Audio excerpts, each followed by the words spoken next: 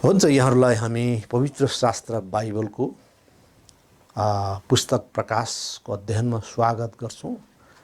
हामी पुस्तक प्रकाश 19 अध्याय 1 पद पढ्नेछौँ। अनि यी कुराहरूपछि मैले स्वर्गमा धेरै मानिसहरूको यसो भन्दै गरी एउटा ठुलो आवाज सुने, हालेलुया, प्रभु हाम्रा परमेश्वरलाई मुक्ति, महिमा र आदर, है, आदर र सामर्थ्य।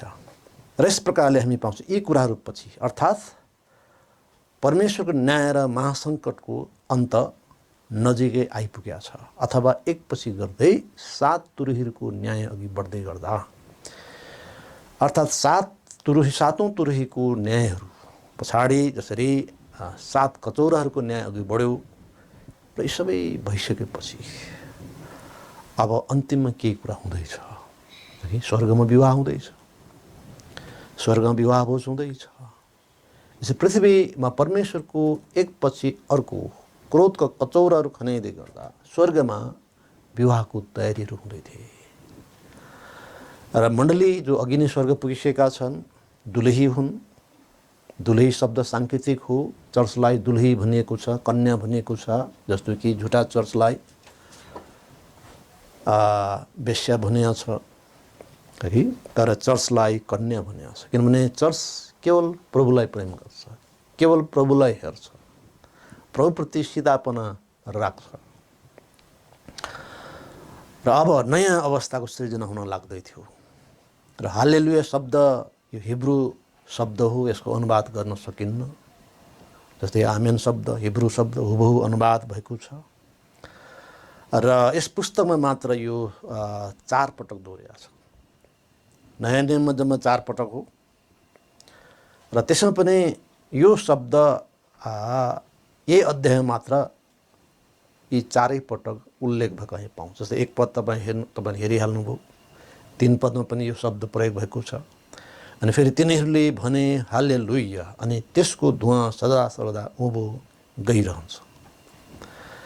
र फेरि 4 पदमा लेखिएको छ, अनि 24 प्राचीनहरू 4 जीवित प्राणीहरू भुइँमा घोप्टो परे र आमेन हालेलुया भन्दै सिंहासनमाथि बस्नुहुने परमेश्वरलाई धन्यवाद गरे। र 6 पद, अनि मैले ठुलो भिडको आवाज जस्तै, धेरै पानीको आवाज जस्तै र शक्तिशाली गर्जनहरूको आवाज जस्तै यसो भन्ने आवाज सुने, हालेलुया, किनभने प्रभु सर्वशक्तिमान परमेश्वरले राज्य गर्नुहुन्छ। यसरी नयाँ नियममा 4 पटक यो शब्द प्रयोग भएकोमा यो प्रकाशको 19 अध्यायमै सबै यी शब्दहरू आएका छन्। र मूलभूत रूपमा यी सबै थोमा र दुलही बिचको विवाहको सन्दर्भमा शब्द प्रयोग भएको छ। र यसको अर्थ हो परमेश्वरको स्तुति होस्, परमेश्वर महिमा होस्। मण्डलीको लागि योभन्दा खुसीको अर्को क्षण थियो। र सारा विश्वासीहरू उत्साही हुनुपर्ने यो कारण हो, है। यसरी महासङ्कट कालको प्रारम्भमा र परमेश्वर स्तुति गरिए, अब अन्तमा पनि यस पनि गरिँदैछ, हैन। परमेश्वरको स्तुति गर्न कारणहरू के थियो त? एउटा शत्रुहरूबाट आफ्ना मानिसहरूको छुटकारा, 1 पदमा लेखिएको छ। अनि यी कुराहरूपछि मैले स्वर्गमा धेरै मानिसहरूको आवाज सुने। मानिसहरू यसो भन्दै गरेको एउटा ठुलो आवाज सुने, हालेलुया, प्रभु हाम्रा परमेश्वरलाई महिमा, मुक्ति, महिमा, आदर र सामर्थ्य। 2 पद, किनभने उहाँको न्यायहरू सत्य र धर्ममय छन्, किनकि उहाँले त्यस महावेश्यको न्याय गर्नुभएको छ। त हालेलुया किन? परमेश्वर स्तुति किन? कि परमेश्वरले आफ्नो न्याय सम्पन्न गर्नुभएको छ। र 3 पदले भन्छ अर्को महत्त्वपूर्ण कारण, अनि तिनीहरूले भने हालेलुया, अनि त्यसको धुवाँ सदा सर्वदा उँभो गइरहन्छ, है। र यस प्रकारले मानिसहरूको विद्रोहको थायी रूपमा शासना, भारी पीडा, यस कारणले स्वर्गमा हालेलुया।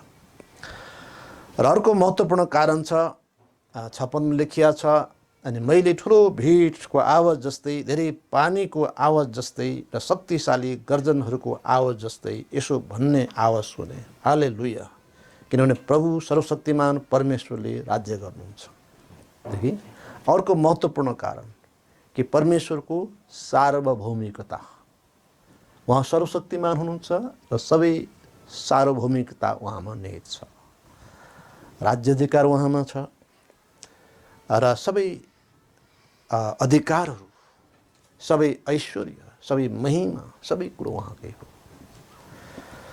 र उहाँले नै सबै कुरामा शासन गर्नुहुन्छ। उहाँ सर्वशक्तिमान हुनुहुन्छ। र साथै 7 पदमा लेखिएको छ, हामी खुसी हौँ र खुबै आनन्द मनाऊँ अनि उहाँलाई महिमा दिउँ, किनकि थोमाको विवाह आइपुग्यो र उहाँकी पत्नीले आफैलाई तयार पारेकी छन्। त हालेलुया, किनकि अब परमेश्वरको मानिसहरू ख्रीष्टसँगै रहँदैछन्। थायी रूपमा परमेश्वर आफ्ना मानिसहरूसँग अब सँगै रहनुहुन्छ। हालेलुया।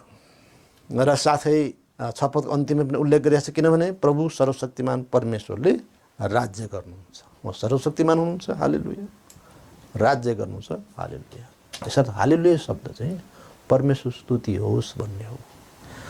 हालेलुया शब्द स्वर्गमा प्रयोग भइरहेको देखिन्छ र यसको उचित प्रयोग गर्नु राम्रै हो, है त।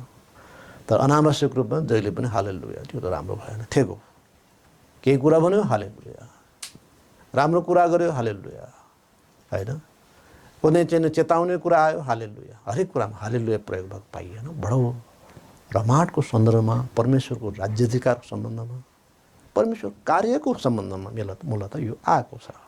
किनकि परमेश्वरको स्तुति होस्। कहिलेकाहीँ यो ठेगो भन्छ हालेलुया, खुइया गर्न सट्टामा हालेलुया, थाक्यो हालेलुया, होइन, परतिर गयो हालेलुया, यो पनि राम्रो भएन। है, यसको प्रयोग चाहिँ नि सही रूपमा हुनु पर्यो र पुस्तक प्रकाशमा स्वर्गमा यो सही अवस्थामा यसको प्रयोग भएको पाइन्छ। र यस प्रकारले हालेलुया शब्दको प्रयोग भएको पाइयो र 2 पदले भनेको छ, किनभने उहाँका न्यायहरू सत्य र धर्ममय छन्, किनकि उहाँले त्यस महावेश्याको न्याय गर्नुभएको छ जसले आफ्नो व्यभिचारद्वारा पृथ्वीलाई भ्रष्ट पारेकी थिए, अनि त्यसको हातबाट उहाँले आफ्ना दासहरूको रगतको बदला लिनुभएको छ। कि पवित्र जनहरूले न्यायको प्रतीक्षा गरिरहेका थिए। 6:10 मा हामी हेऱ्यौँ, हे परमेश्वर, तपाईँले कहिलेसम्म हाम्रो रगतको बदला लिनुहुन्न? त विश्वासीहरूलाई त्यो पीडा अनुभूति छ। कति अन्याय गरे, कति अत्याचार गरे कि क्रिस्चियनहरू इमान्दारितामा र चाहिँ नै नम्रतामा जिए तापनि उनीहरूमाथि सधैँ समस्या दिइरहे। कि जो होचो उसै मुख घोचो भने जस्तो, जो नम्र छन्, जो बोल्दैनन्, मुद्दा मामिला गर्दैनन्, प्रतिवाद गर्दैनन्, लड्दैनन्, तिनीहरूलाई होच्याउने, तिनीहरूलाई सिद्ध्याउने मानवीय नीति हो, मानवीय खराब प्रवृत्ति हो वास्तवमा। तर अब परमेश्वर जनहरूको न्याय गरिएको छ अथवा उनीहरूले न्याय पाएका छन्। पवित्र जनहरू न्यायको राज्य चाहन्छन् र त्यो अब आएको छ अथवा न्याय अब पाइएको छ। र 3 पदमा उल्लेख भएको छ, अनि फेरि तिनीहरूले भने हालेलुया, अनि त्यसको धुवाँ सदा सर्वदा उँभो गइरहन्छ।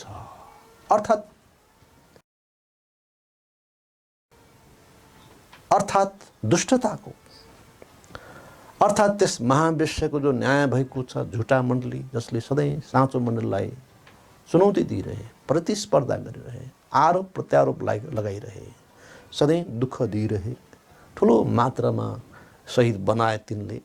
अब त्यसको के भएको छ? न्याय भएको छ र त्यसको धुवाँ सदा सर्वदा उँभो गइरहन्छ। अय्या अथा मरे कि जुन चाहिँ हामीले 14-11 पदमा पाएका हौँ, कसरी त्यसको अर्थात् त्यस पशुलाई पुज्नेहरूको हालत हुन्छ, अनि तिनीहरूको पीडाको धुवाँ सदा सर्वदा उँभोतिर उठिरहनेछ, जसले त्यो पशु र त्यसको मूर्तिको पूजा गर्छन्, जस कसैले त्यसको नामको निशाना लिन्छ, तिनीहरूले दिनरात विश्राम पाउने छैन। अर्थात् बेबिलोन, अर्थात् त्यो सिस्टममा रहेकाहरूको न्याय यसरी हुन्छ र तिनको पीडाको धुवाँ यसरी डरलाग्दो रूपमा अघि बढ्नेछ। चरम अग्नि पीडाको कारण धुवाँ छुट्नेछ। यसले दुष्टहरूको भारी पीडालाई दर्शाउँछ। पापीहरू अनन्त पीडामा जानेछन्, जसको धुवाँ सदा सर्वदा उँभोतिर उठि नै रहनेछन्। 4 पदमा लेखिएको छ, अनि 24 प्राचीनहरू र 4 जीवित प्राणीहरू भुइँमा घोप्टेर आमेन हालेलुया भन्दै सिंहासनमाथि बस्नुहुने परमेश्वरलाई दण्डवत गरे। 24 प्राचीनहरू पुरानो नियम नयाँ नियमका ती सम्पूर्ण बचाइएकाहरूको प्रतिनिधित्व तिनले गर्छन्, जसले मोसा र थोमाको गीत गाए। मोसा पुरानो नियम, थोमा नयाँ नियम। र 4 जीवित प्राणीहरू जो स्वर्गदूतहरूमा विशेष सेवकहरू हुन्, जो 24 प्राचीनहरूमा एक समूह बनी नियमित आराधनाका निम्ति संलग्न भइरहन्छन्। तिनले प्रभुलाई महिमा दिन्छन्, प्रभुको महिमा गर्ने कार्यमा साथ दिन्छन्। र 5 पद लेखिएको छ, अनि सिंहासनबाट यसो भन्दै गरेको एउटा आवाज आयो, हे सबै उहाँका दासहरू हो र उहाँको डर मान्नेहरू हो, दुवै साना र ठुला हाम्रा परमेश्वरलाई प्रशंसा गर। दुवै साना र ठुला, यी सबै उहाँका दासहरू, उहाँको डर मान्नेहरू हो, उहाँलाई प्रशंसा देऊ। किनभने यो महत्त्वपूर्ण कुरा हो कि प्रभुले न्याय स्थापना गर्नुभएको छ, अथवा उहाँले आफ्नो न्याय ल्याउनु भएको छ। यसै सबै मानिसहरूलाई परमेश्वरको न्यायहरू कारण उहाँलाई दण्डवत दिन आह्वान गरिएको छ। यसो गरिनु उचित थियो, किनभने उहाँका न्यायहरू धर्ममय छन्। उहाँले झुक्किएर पनि दुष्टलाई इनाम दिने र इमान्दार वा धर्मीलाई दण्ड दिने कार्य गर्नु। कहिलेकाहीँ संसारमा त्यो किसिमको अवस्था हुन्छ कि दुष्टलाई कहिलेकाहीँ प्रोत्साहन दिन्छ, दुष्टलाई कहिलेकाहीँ चाहिँ उल्टै चाहिँ इनाम दिन्छ, त इमान्दार मानिसहरू पछि पारिन्छ अथवा तिनलाई उल्टै दण्ड दिइन्छ। यस्तो स्थिति पनि हुनसक्छ संसारमा। र संसारका न्यायहरू धेरै पटक समस्याग्रस्त छन्,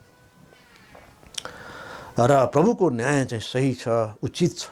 र 6 पदमा लेखिएको छ, अनि मैले ठुलो भिडको आवाज जस्तै, धेरै पानीको आवाज जस्तै र शक्तिशाली गर्जनहरूको आवाज जस्तै यसो भन्ने आवाज सुने, हालेलुया, किनभने प्रभु सर्वशक्तिमान परमेश्वरले राज्य गर्नुहुन्छ। यी सबै हालेलुया शब्द मूलतः परमेश्वरको कार्यसँग सम्बन्धित छ।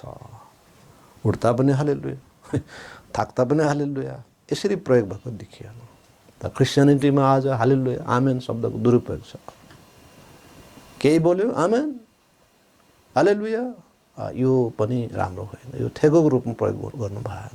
यो ज्यादै महँगो शब्द हो हालेलुया। र सर्वशक्तिमान शब्द चाहिँ यहाँ 9 पटक दोहोरिएको हामी पाउँछौँ। हेर्नुहोस् पुस्तक प्रकाश मात्रै, किनभने उहाँ सर्वशक्तिमान हो। उहाँलाई चुनौती दिने को छ? शैतानले प्रयास त गरेको हो, त्यस अजिङ्गरले प्रयास त गरेको हो, त आजसम्म पनि उसको निरन्तर त्यो प्रयास जारी छ। ऊ कसै गरी निहुरन चाहन्न, उसको रिस मरेको छैन। ऊ विद्रोह गर्छ नि विद्रोह गर्छ नि विद्रोह गर्छ। तर परमेश्वर सर्वशक्तिमान हुनुहुन्छ, उहाँले नै राज्य गर्नुहुन्छ। वास्तवमा यो सारा विश्व प्रभुको हो, प्रभुको राज्याधिकारमा छ। त्यही पनि शैतान भन्छ राज्याधिकार ममा छ। समस्या के त भन्दा समस्या मान्छेमा हो, मान्छेले उसलाई पछ्यायो। त जसले उसलाई पछ्यायो ती बिचमा उसको राज्य रहन्छ, त उसको कुरा त सुनिन्छ। यसर्थ उसले भनेको यो सम्पूर्ण राज्य मेरोमा छ। वास्तवमा उसमा त होइन, तैपनि धेरै मानिसहरू उसलाई पछ्याइरहेछ होइन। किन महान बेबिलोनमा भारी ठुलो जनसङ्ख्या छ, धेरैले उसलाई सुनेको छ, उसको कुरालाई सुनेको छ कि ऊ झुट हो, झुटको मालिक हो। तर मानिसहरू झुटको टेस्ट गर्दैनन्, सजिलै पछ्याउँछन्। यसरी बेबिलोनको प्रभावलाई विश्वबाट अब रद्द गरिएको छ। आमेन। बेबिलोन जो पथभ्रष्ट मण्डली हो, जसद्वारा शैतान आफ्नो उद्देश्यहरू पुरा गर्न अघि बढिरहेका थिए, त्यसलाई नष्ट गरिएको छ। अब ख्रिस्टको राज्य आइसकेको छ, त्यसको लागि अब समय आइसकेको थियो।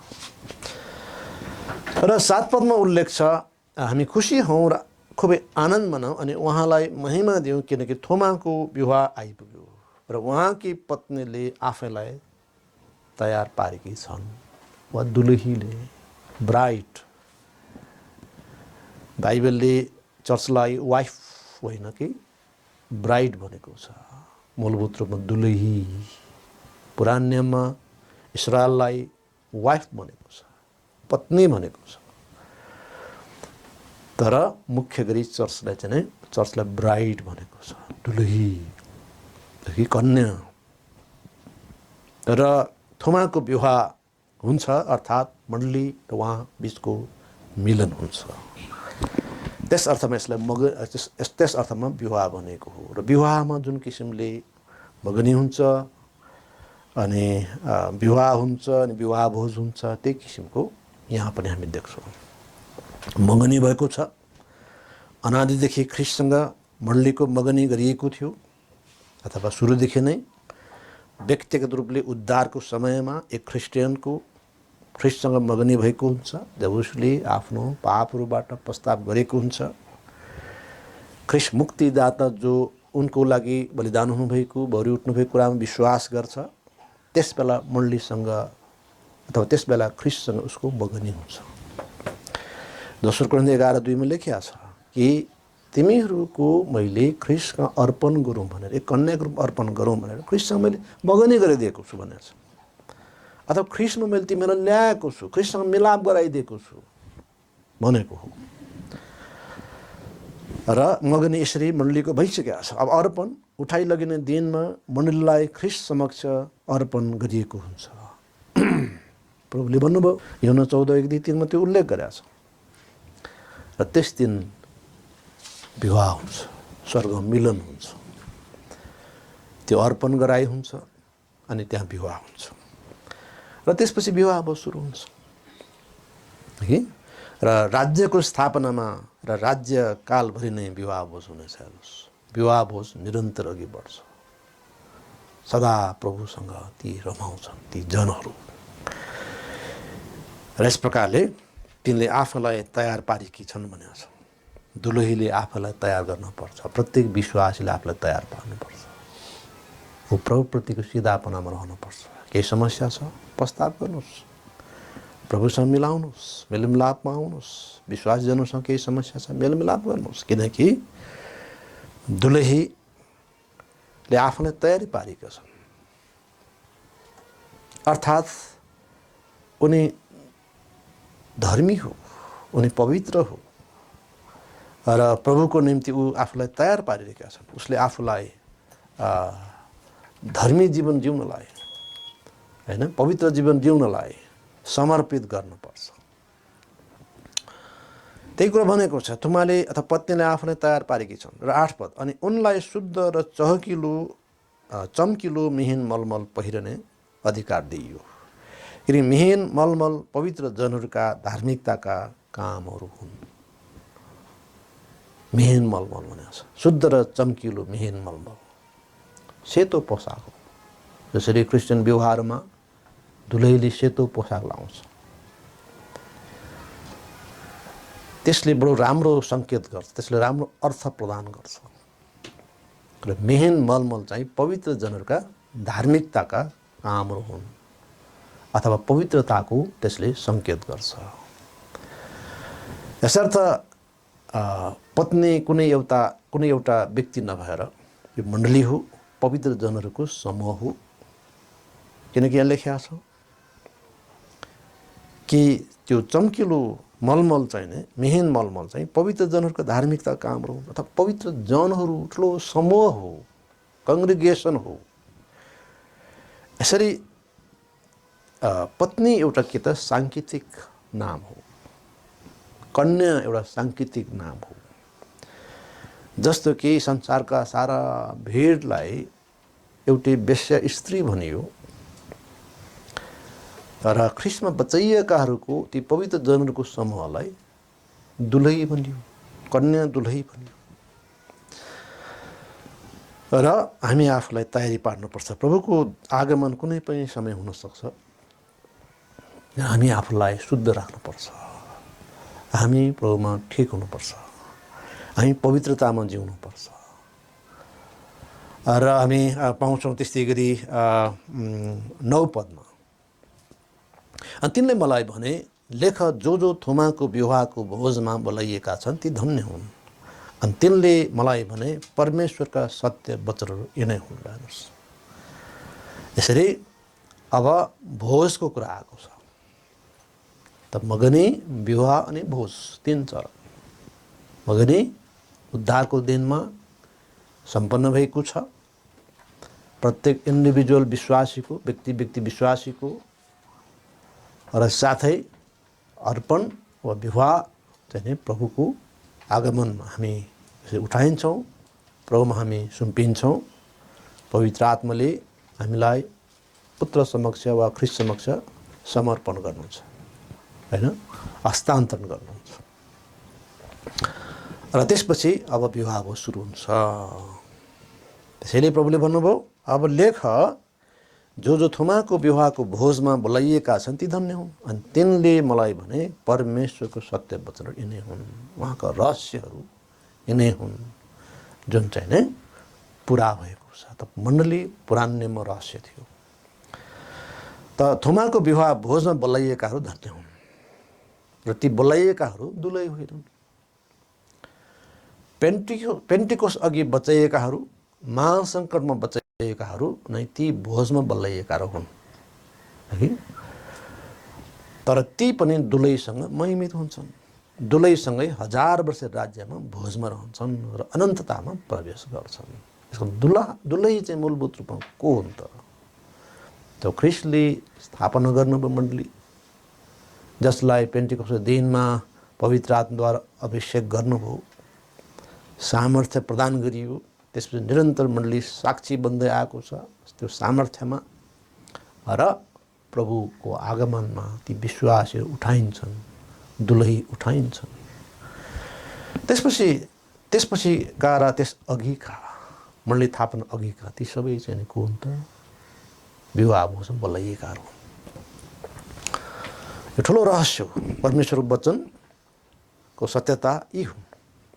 र 10 पदमा लेखिया छ, अनि तिनलाई दण्डवत गर्न म तिनका पाउमा परे।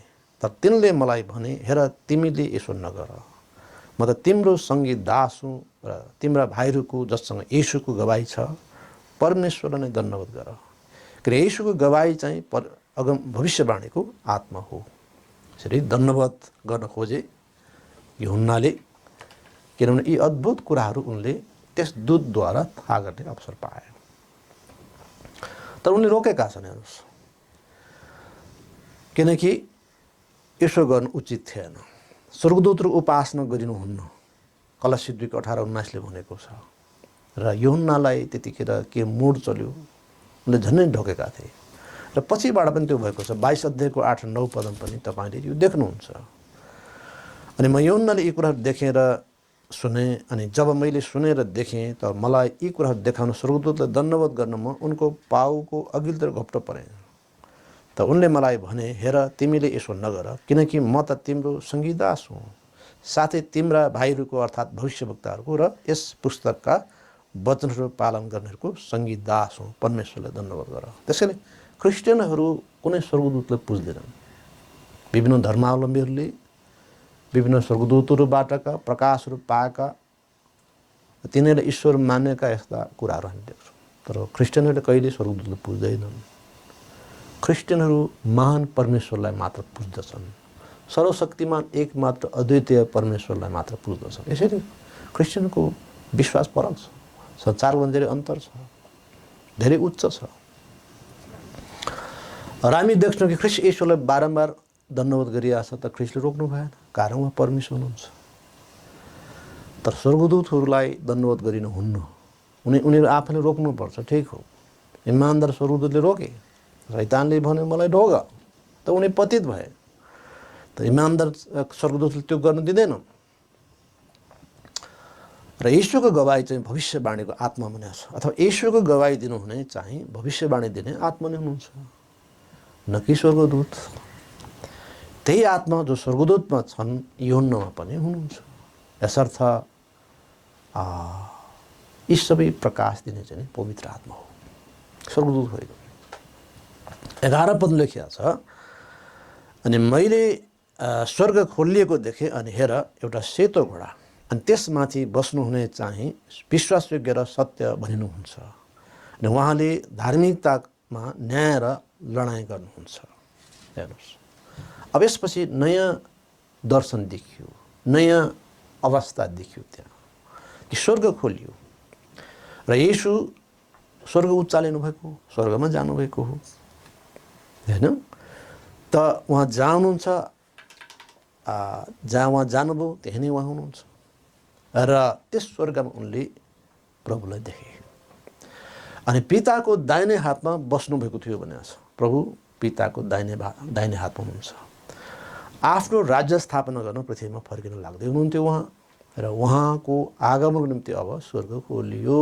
आमेन। अब उहाँको आगमन हुन लाग्दै थियो अनि उहाँको आगमनको उसले अघिबाटै त्यो दर्शन देखे यूहन्नाले। सेतो घोडा देखियो। र सेतो घोडा चाहिँ नै विजय उत्सव मात्र प्रयोग गरिन्थ्यो। रोमीहरूले कहिले पनि युद्धमा सेतो घोडा चलाउँदैनथे, अरूहरूले पनि, किन सेतो घोडा खतरनाक हो, युद्धमा निशाना भन्छ। कालो घोडा, खैरो घोडाको प्रयोग हुन्छ ताकि सजिलैसँग ऊ हैन जमिनमा हराओस्, जमिनको रङमा हराओस्। त सेतो घोडा कहिले प्रयोग हुन्छ त? विजयको उत्सवमा। अब यीशु ख्रीष्ट विजयका साथ आउँदै हुनुहुन्छ। है विजयका साथ, विजय निश्चित छ, विजय छ, विजय पाइसक्नुभयो उहाँले। यसर्थ सेतो घोडा चाहिँ विजेता शासक चढ्ने घोडा हो र अरूले पनि चाहिँ नै त्यस सेतो घोडालाई पछ्याउने गर्थ्यो। र ख्रीष्ट दोस्रो आगमनमा उहाँ सेतो घोडामाथि सवार गरी आउनुहुनेछ। यो चाहिँ नै विजयको सङ्केत हो। उहाँ विजयका साथ आउनुहुन्छ। उहाँ शरीरमा आउनुहुँदा गधाको बच्चामाथि सवार हुनुभयो। जकरिया 9:9 लेखिएको छ, मत्ती 21:5 लेखिएको छ। तर एक दिन उहाँ गधामा होइन त सेतो घोडामा। गधामाथि चढ्ने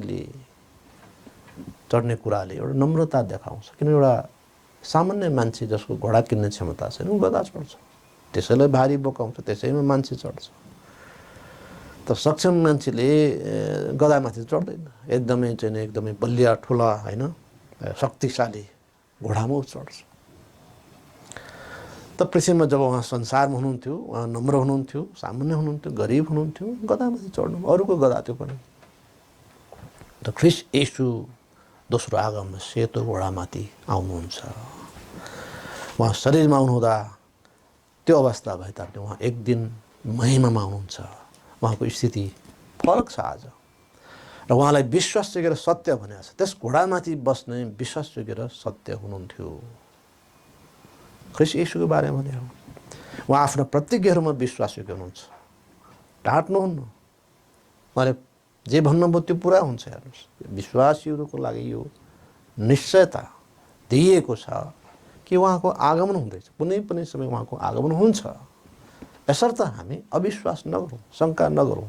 उहाँको आगमनमा उहाँको वचन विश्वासयोग्य छ, उहाँको प्रतिज्ञा विश्वासयोग्य छ, उहाँको वचनहरू सत्य छन्।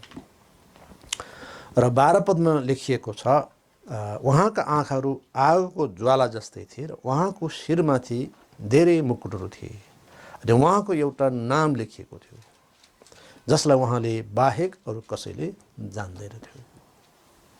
है त उहाँका आँखाहरू आगोका ज्वाला जस्तै थिए। उहाँ पवित्र हुनुहुन्छ, उहाँ भयानक हुनुहुन्छ र उहाँलाई कसैले सिधै हेर्न सक्दैन। हिजो संसारमा उहाँ शरीरमा आउनुहुँदाको अवस्था जस्तो होइन, जसले पनि हेप्ने, जसले पनि चेप्ने, यो स्थिति होइन। तर जब उहाँ महिमामा आउनुहुन्छ त्यो अवस्था कसैले मुख हेर्न सक्ने छैन। धेरै मुकुटहरू लगाउनु भएको थियो उहाँले। है उहाँ राजाको राजा हुनुहुन्छ। उहाँको एउटा नयाँ नाम छ। ख्रीष्टको एउटा नयाँ नाम, उहाँलाई आदर सम्मानको निम्ति दिइएको नाम हो। त्यसलाई उहाँ आफैले बाहेक कसैले जान्न सक्दैन थियो। विशेष नाम, उहाँलाई आदर सम्मान दिन्छ। र 13 पदमा लेखिएको छ, अनि उहाँले रगतमा चोपिएको पोसाक पहिरनु भएको थियो अनि उहाँको नाम परमेश्वर वचन भनिन्छ। है त। र यस प्रकारले उहाँले चाहिँ कस्तो कपडा लाउनु भयो त? रगतमा चोपिएको पोसाक। आर्मेगेडनको युद्धमा बहेका रगत लागेको होइन उहाँमा। त कल्वरी क्रुसको बहाएको रगतको यो सङ्केत हो। उहाँले क्रुसमा आफ्नो रगत बहाउनु भयो। त्यसकारण रगतमा चोपिएको पोसाक अर्थ त्यो हो। त्यसकारण रातो ड्रेसमा उहाँ आउनुहुन्छ र उहाँले कल्वरी क्रुसमा आफ्नो रगत बगाउनु भएको हो है।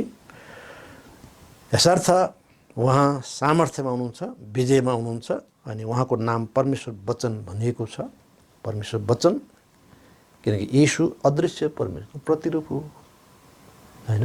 वचन लगस जो ग्रिक भाषामा लेखिएको छ लगस, जसको अर्थ हुन्छ अभिव्यक्ति, अर्थात् परमेश्वरको अभिव्यक्ति, परमेश्वरको प्रकाश अथवा परमेश्वरको प्रतिरूप। जसले ख्रीष्टलाई देखे उसले परमेश्वरलाई देखे, जसले ख्रीष्टलाई चिने उसले परमेश्वरलाई चिने है। यूहन्ना 14:9 मा उल्लेख भएको छ।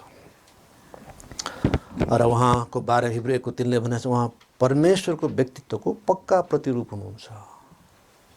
यसर्थ यीशु ख्रीष्टलाई मानिसले ढोक्छन्, ढोक्नु जरुरी छ। उहाँले कहीँ कतै नाइ मलाई नढोक भन्नु भएन, किनकि उहाँ पिता समान हो। उहाँले भन्नुभयो पिता र म एकै हौँ, एक हौँ। त्यसैले हामीलाई परमेश्वरको सत्यता वचन ज्यादा स्पष्ट गरी आएको छ र हामी 14औं पदमा पाउँछौँ। अनि सेता र शुद्ध मिहिन मलमलका वस्त्र पहिरेका स्वर्गमा भएका सेनाहरू सेता घोडाहरूमा उहाँका पछि पछि लागे। हेर्नुहोस्, अरूले पनि सेता घोडाहरूमा चढे। सेता मलमल पोसाक अर्थात् धार्मिकताको पोसाक।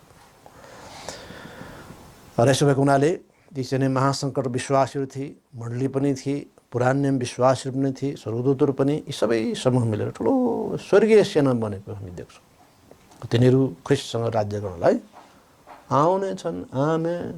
हामी विश्वासीहरू ख्रीष्टसँग हामी राज्य गर्न आउँदैछौँ। र त्यसपछि 15औं पदमा हामी पाउँछौँ अनि यही तरवारले उहाँले जाति जातिलाई हिर्काउन् भनेर उहाँको मुखबाट एउटा लाग्ने तरवार निस्कन्छ। अनि उहाँले फलामको डन्डाले तिनीहरूमाथि शासन गर्नुहुनेछ। अनि उहाँले सर्वशक्तिमान परमेश्वरकै भयानक रिस र क्रोधको मध्यको कुल्ची मिल्ची गर्नुहुनेछ है। यसरी लाग्ने तरवार उहाँमा छ। यीशुको मुखमा लाग्ने तरवार थियो, जुन प्रकाश 1:16 पनि उल्लेख भएको छ। त्यो तरवार वचनको तरवार हो। हिब्रू 4:12-13ले भनेको छ उहाँले आफ्नो मुखको वचनैद्वारा आकाश र पृथ्वी सृष्टि गर्नुभयो। त्यही तरवारद्वारा आर्मेगेडनको युद्धमा ठुलो सङ्ख्यामा ख्रीष्ट विरोधी पक्षदर्शनालाई ध्वस्त पार्नुहुनेछ। र 16 पदमा लेखिएको छ अनि उहाँको पोसाक र उहाँको तिघ्रामा राजाहरूको राजा र प्रभुको प्रभु भन्ने एउटा नाम लेखिएको छ। आमेन। राजाहरूको राजा प्रभुको प्रभुको रूपमा आउनुहुन्छ, त्यो नाम लेखिएको छ पोसाक र तिघ्रामा। यसोमा नै सारा विश्वको सार्वभौमिकता निहित हुनेछ। राजाहरूको राजा प्रभुको प्रभु हुनुहुन्छ, उहाँलाई कसैले चुनौती दिन सक्दैन। आमेन। 17औं पद अनि मैले एउटा स्वर्गदूतलाई घाममा उभिरहेका देखेँ अनि तिनले ठुलो स्वरले आकाशको बीचमा उड्ने सबै चराहरूलाई यसो भन्दै कराए, महान परमेश्वर भोजमा आओ र भेला हो। र परमेश्वरको विवाहको भोज आइरहेछ। परमेश्वर भोज जो मानव इतिहासको सबभन्दा ठुलो नरसंहारबाट तयार पारिएको थियो। ठुलो मात्रामा आर्मेगेडनको युद्धमा सेनाहरू मारिनेछ, मानिसहरू मारिनेछ। परमेश्वरको अन्तिम क्रोध यो पोखाइएको अवस्था हो। जलप्रलय पछिकै यो सबैभन्दा ठुलो विशाल नरसंहार हो। त्यसका ती मानिसहरूका लासहरू पहाडहरू बेसीहरू नदीहरू सबैतिर पडिरहनेछन् र तिनको मासु चराहरूले खानेछन् चारैतिरबाट आएर। परमेश्वरले दुष्टहरू विरुद्धको भयानक डरलाग्दो न्याय गर्नुहुनेछ। र 18 पदमा लेखिएको छ कि तिमीहरूले राजाहरूको मासु, मुख्य कप्तानहरूको मासु, शक्तिशाली मानिसहरूको मासु, घोडाहरू र तीमाथि बस्नेहरूको मासु, साथै स्वतन्त्र र कमरा, ठुला र साना सबैको मासु खाओ। यसरी आर्मेगेडनको युद्ध 16:16मा हामीले हेऱ्यौँ। 16:16 पदमा कि तिनलाई हार्मेगेडनमा जम्मा गरिनेछ र हार्मगिद्दोबाट एदोमसम्म ती सेनाहरूले यरुसलेम विरुद्ध इजरायल विरुद्ध घेराबन्दी गर्नेछन्। 200 माइलसम्म तिनका रगतहरू बग्नेछन्। हार्मगिद्दोबाट एदोमसम्म 200 माइल लामो र क्षेत्र तिनले ओगट्ने क्रममा रगतको खोला बग्नेछ। अनि त्यस घोडामाथि बस्नुहुने र उहाँको सेनासित लडाइँ गर्न त्यो पशु पृथ्वीका राजहरू र तिनीहरूका सेनाहरूलाई मैले भेला भएको देखेँ र ती सबलाई भेला गरिएको थियो। जुन कुरा हामीले 16 अध्यायमा हेरिसकेका छौँ। युफ्रेटिस नदी सुकाइने छ र ती 3 शैतानिक त्रिएकताबाट, त्रिएकता त के हुन्थ्यो? शैतानिक त्रिईश्वरबाट। त्रिएकताको फरक परिभाषा छ। एक तर 3 व्यक्तित्व, तर शैतानको त्यो होइन, एक त हुँदै होइन। ती फरक व्यक्ति हुन् र हामी पाउँछौँ तिनैबाट निस्केका ती भ्यागुता जस्ता देखिने दुष्टात्महरू जो चारैतिर पृथ्वीभरि छरिएर सारा मानिसहरूका सेनालाई उबाडे। तिनीहरूको जुन जमघटको कुरा यहाँ गरे हो, ठुलो मात्रामा सेनाहरूलाई भेला भएको मैले देखेँ। त्यो पशु जो ख्रिस्ट विरोधी हो, जसले पृथ्वीवासीलाई ख्रिस्ट विरुद्ध लडाइँ गर्न भेला पार्नेछ, उनलाई भेला पार्ने कार्यमा सफलता दिनेछ। प्रभुले यसो गर्न दिनुहुनेछ ताकि पृथ्वीका सैन्य शक्ति र ख्रिस्ट विरोधीका फौज एक चरणमै सिद्ध्याइयोस्। र 20 पद, अनि त्यो पशु पक्राउ पर्यो र त्यसको साथमा झुटा भविष्यवक्ता पनि, जसले त्यसका सामु चिन्हहरू देखाउँथ्यो, जसद्वारा यसले त्यस पशुको निशान लिनेहरू र त्यसको मूर्तिको पूजा गर्नेहरूलाई धोका दिन्थ्यो। यी दुवै गन्धकले जलिरहेको आगोको झिलमा जिउँदै फालिए। है, यसरी त्यो पशु पक्राउ पर्यो। पशु मान्छे नजरमा महाराजा, त परमेश्वर नजरमा पशु पक्राउ पर्यो। परमेश्वरले युद्धमा ख्रिस्ट विरोधीलाई मार्नु भयो, तर त्यसलाई न्यायमा उभ्याइयो र गन्धकले जलिरहेको आगो जेलमा जिउँदै फ्याँकियो। दानियल 7:11 मा त्यो विषय उल्लेख भएको छ। त्यस प्रकारले पशुको अन्त गरियो। यसरी दुनियाँलाई ठग्ने त्यस पशुको अन्त गरियो। झुटा ख्रिस्ट, जब साँचो ख्रिस्ट आउनुभयो, त्यसले साँचो ख्रिस्टसँग भेट्न सकेन। अन्तमा 21 पद, अनि बाँकी रहेकाहरू चाहिँ घोडामाथि बस्नुहुनेको तरबारले मारिए, जुन तरबार चाहिँ उहाँको मुखबाट निस्कन्थ्यो, अनि सबै चराहरू तिनीहरूका मासुले अगाए। यसरी बाँकीलाई ख्रिस्टको रगतद्वारा, ख्रिस्टको क्रोधद्वारा नष्ट गरियो। तिनका रगतको नदी बग्यो। यसर्थ पुस्तक प्रकाशको 19 अध्यायले 2 महत्त्वपूर्ण घटनाको विवरण दिएको छ। एउटा मसीहको विवाह, अर्को चाहिँ नि मसीहको आगमन, जसमा यस संसारको बेबिलोन पूर्ण रूपमा समाप्त गरिन्छ र त्यस बेबिलोनलाई बोक्ने त्यस पशु समाप्त गरिन्छ र शैतान पक्रा पर्छ र उसलाई अनन्त 1000 वर्षका लागि उसलाई कैदमा राखिनेछ। बटमलेस पिट भनेको छ। अगाध खाँद, भयङ्कर विशाल खाँदमा, भयङ्कर पीडामा त्यो पारिनेछ। तसर्थ प्रिय हो, ख्रिस्ट सधैँ विजयी हुनुहुन्छ, परमेश्वर सधैँ विजयी हुनुहुन्छ। त किन पछ्याउने हो बेबिलोनलाई? किन पछ्याउने हो अजिङ्गरलाई, झुटा कुराहरूलाई? हामी सत्यतामा आउँ। सत्यता केवल ख्रिस्टमा छ। ख्रिस्टले भन्नुभयो, बाटो सत्य र जीवन मै हुँ, म द्वारा बाहेक कोही पिता कहाँ आउँदैन। ख्रिस्ट कहाँ आउने धन्य हुन्। सबैलाई स्वागत छ। र जो ख्रिस्टमा आइसक्नु भएको छ, खुसी हुनुहोस्। तपाईँ आफूलाई तयारी पार्नुहोस्, किनभने दुलही आफूलाई तयार पार्दैछन्। धार्मिकतामा तपाईँ जिउनुहोस्, पवित्रतामा जिउनुहोस्, प्रभुसँग ठिक सम्बन्ध राख्नुहोस्, विश्वासीहरूसँग, मानिसहरूसँग ठिक सम्बन्ध राख्नुहोस्। कुनै समस्या छ, प्रस्ताव गर्नुहोस्। दुलहीले आफूलाई तयार पारेकी छन् र एक दिन हामी प्रभुको अचानक हुने आगमनमा हामी उठाइनेछौँ। हामी छुट्नेवाला छैनौँ। हामी केवल विश्वसनीय हौँ, प्रभुले दिनुभएको काममा विश्वसनीय हौँ। त्यसमा नियमित रूपमा हामी लागौँ। प्रभुले तपाईँहरूलाई आशीष दिनुभएको होस्।